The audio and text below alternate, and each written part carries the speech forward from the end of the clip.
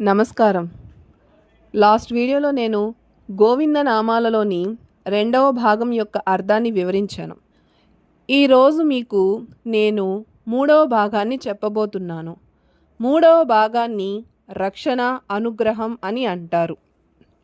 అందులో మొదటిది దుష్ట సంహరణ గోవింద. లోక కంటకులైన రాక్షసులను, దుర్మార్గులను శిక్షించేవాడని అర్థం. రెండవది దురిత నివారణ గోవింద. మానవుల జీవితాల్లోని కష్టాలను, పాపాలను, గ్రహదోషాలను నివారించేవాడు. మూడవది శిష్టపరిపాలక గోవింద.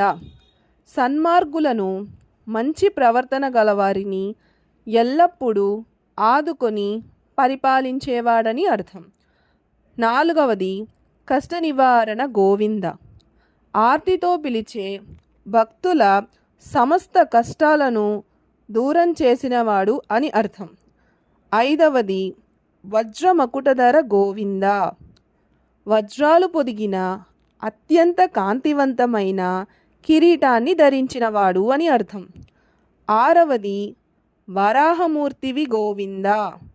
హిరణ్యాక్షుడిని సంహరించి భూమిని ఉద్ధరించడానికి శ్వేత వరాహ అవతారం ఎత్తినవాడని అర్థం. గోపీజనలోల గోవింద.